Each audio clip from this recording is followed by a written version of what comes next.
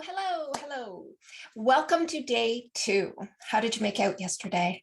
I hope you made out okay and that you gathered most of your resources. Of course, you can still gather them throughout the week.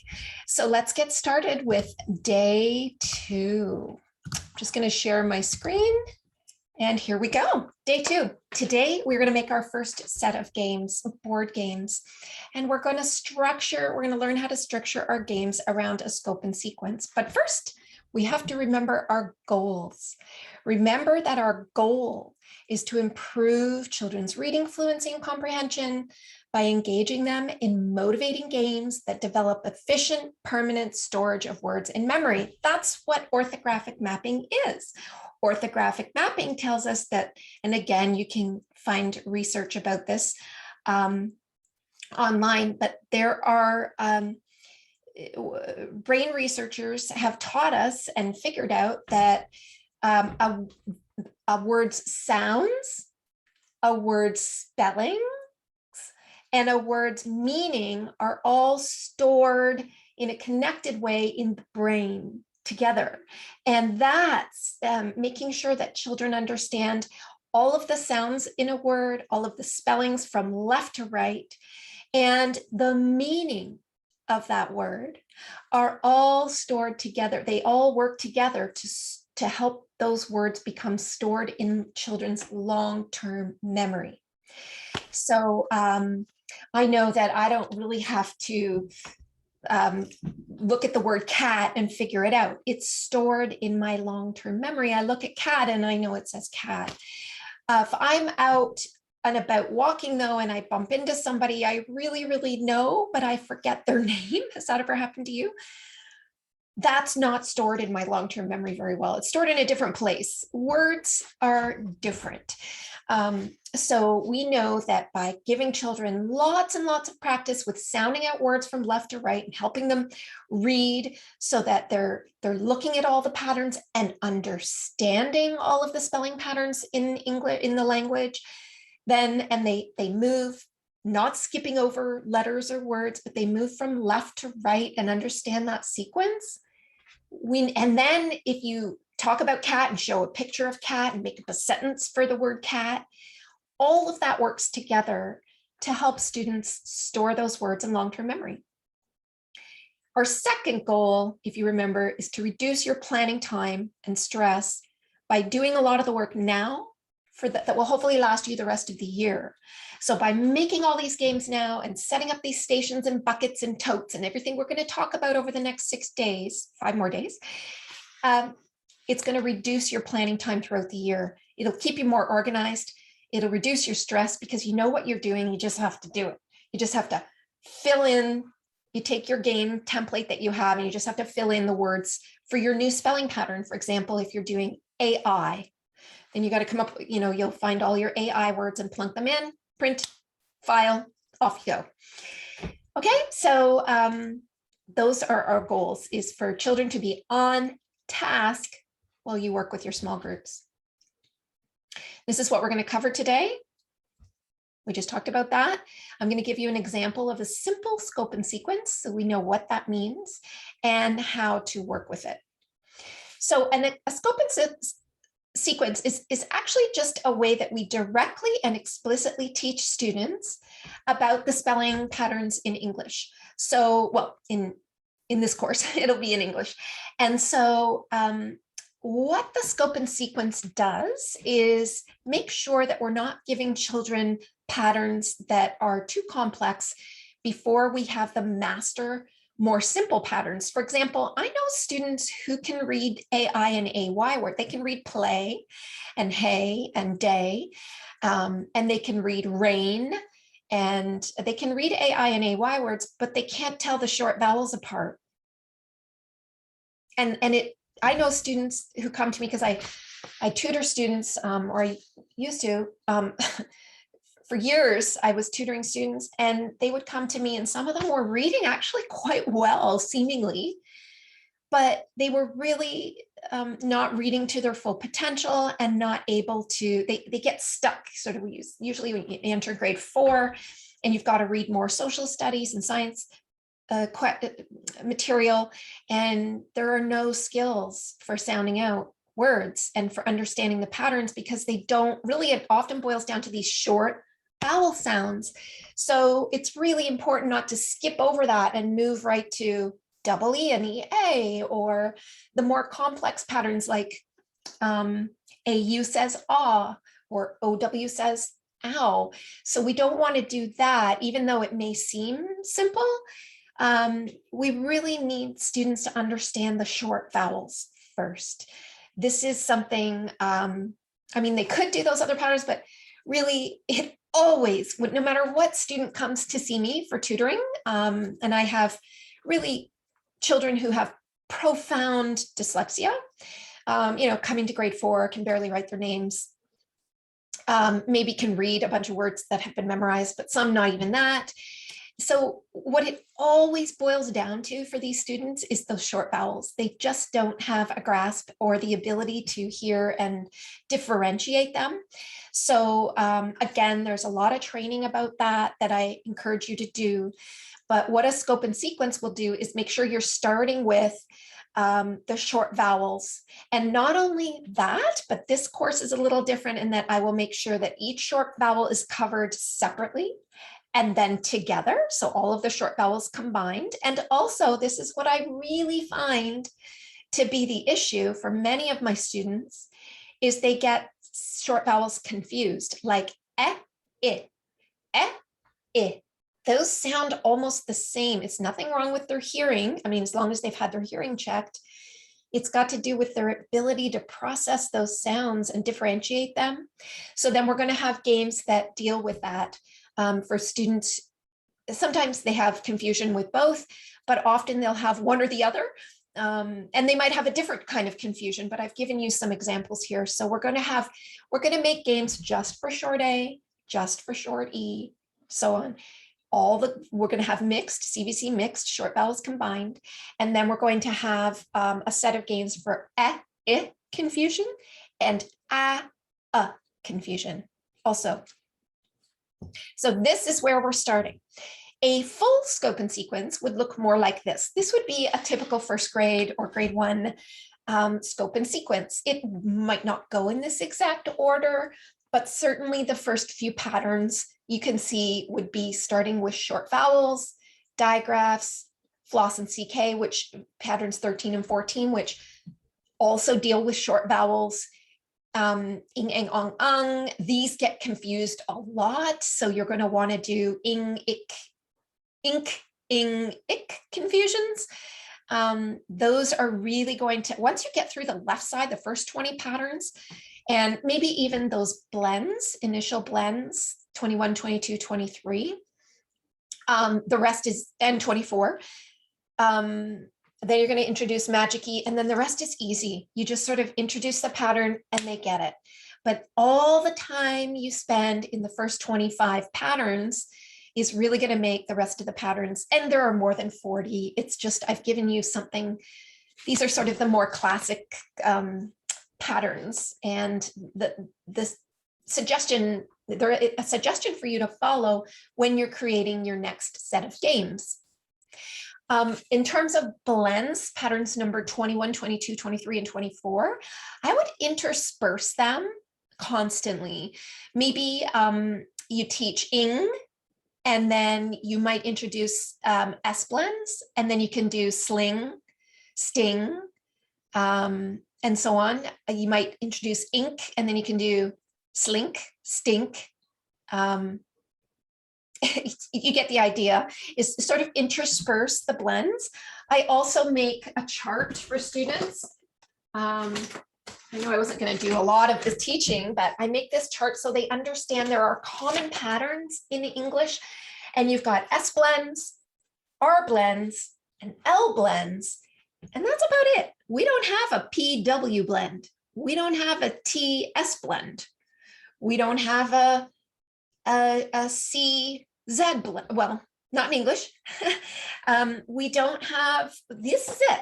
So when we start to get them used to this framework where it's either an S blend, an L blend, or an R blend, it makes those blends easier, but they're not something that I start with. They're really difficult for many students. I start with, for sure, I would start with the CVCs and making sure that's straight. And anyway, that's just an idea for you. And then of course you've got your 3 sounds of ED, t, d, t, like in walked, d, like in sailed, and id, like in folded.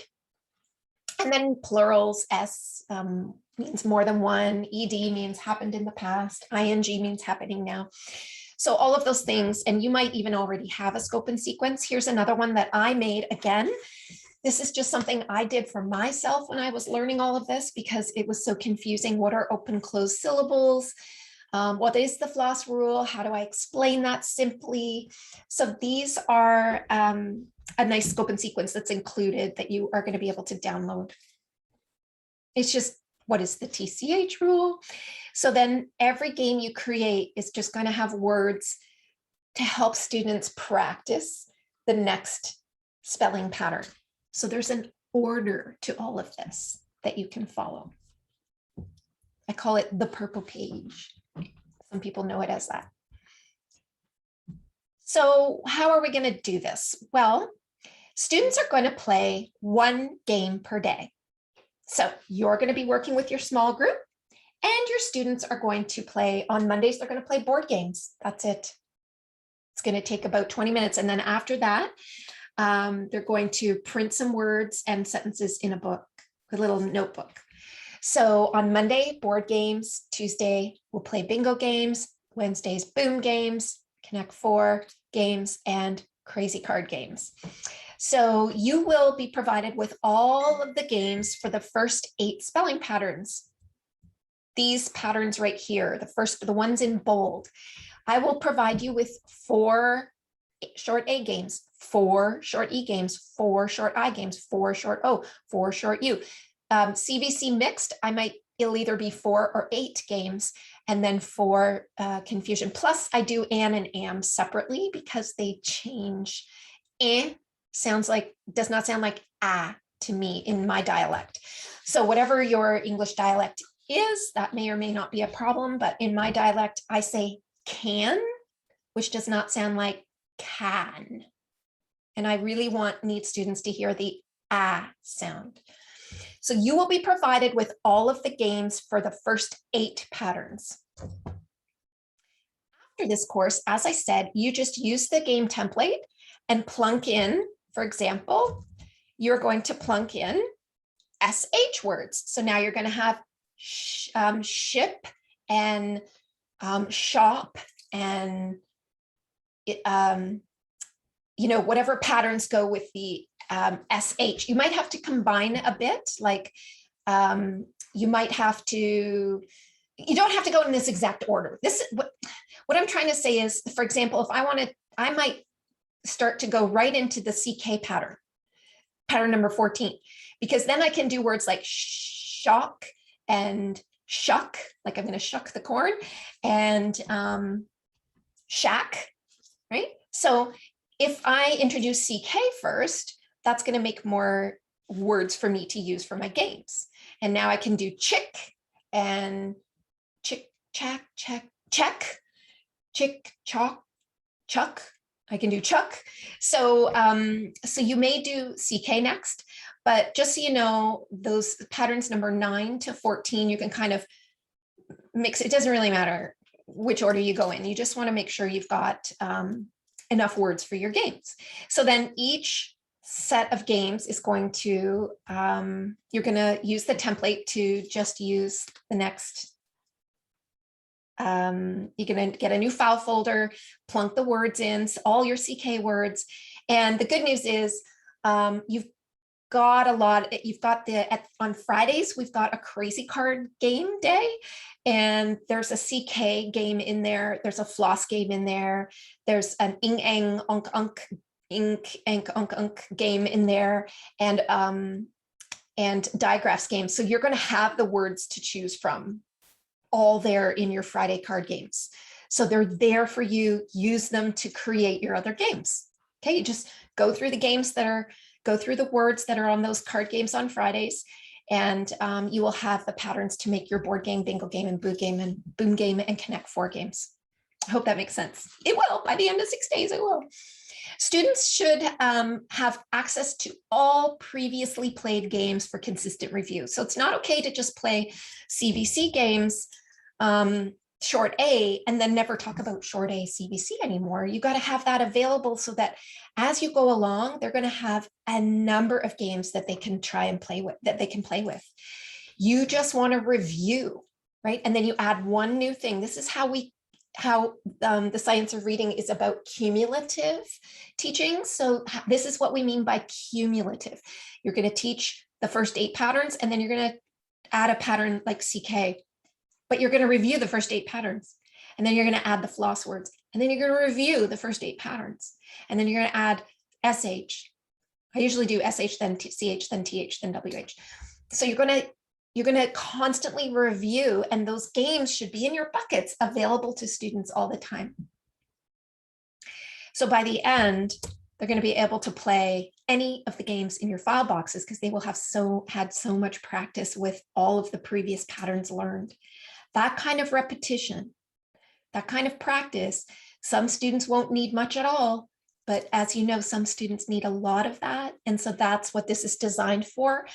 It's very inclusive of students who struggle with decoding and phonemic awareness. And it's also inclusive of students who really don't need it because it's fun and it's playful and they're just playing a game, and it's helping with their spelling and their writing. As we all know, students who can read, but their writing is really a challenge. Okay, so here we go. Our first assignment today, or our next assignment today, is to make your board games. Here is an example of a short A board game. All they do is roll 1 dice, and they move a marker. So, you know, if they go to pad, so they might go to cab and then go to pad. And if they get here, they get to jump to map, and they just move around the game board to get to the end. Simple. The other thing, the only thing that I want you to remember is that when students are playing the game, you have to tell them to make a sentence for the word. Remember, with orthographic mapping, a word's sounds, spellings, and meaning work together to help the storage and long-term memory. So cab, what is a cab? If you live in where I live, there are no cabs around. You just don't see them. So you have to sort of talk about cab, think about it, see if they can make a sentence, see if they know what it is. And maybe the students can help each other. So they're going to be dab. What is dab? You'll notice that the words are not just words like cat that they've probably already memorized. These words are built, the words have been chosen very carefully to encourage students to have to sound out the word from left to right, all parts of it. And so, and then they're also built to build vocabulary. So you're going to have a word like dab. What does it mean to dab? Dab. You're going to dab the sweat off your brow. So when you're introducing the games, you also want to introduce the vocabulary because they're going to be expected to make up sentences for the words they land on. That's part of orthographic mapping. That's part of why these games are going to be very effective for that.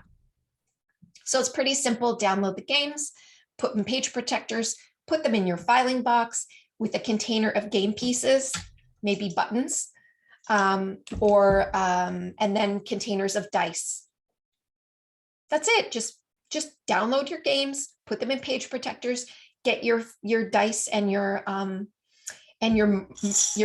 game pieces ready, and you're set. Okay, so that's it. I just wanted to let you know that, yeah, I think that's it. I think that's it for day 2. So I'll see you on tomorrow, day 3. Go ahead and make those games. And again, maybe some of you will move through this more quickly, but just download those games and put them in their page protectors, file them, and you'll be all organized. Okay, so I look forward to seeing you tomorrow. See you then. And